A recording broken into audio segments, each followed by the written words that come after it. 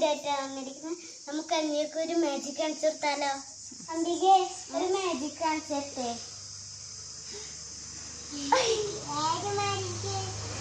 അതൊരു ട്രിക്ക് നമുക്ക് കാണാം.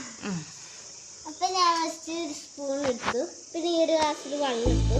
നമുക്ക് മഞ്ഞൾപ്പൊടി ഇട്ട് കൊടുക്കാം.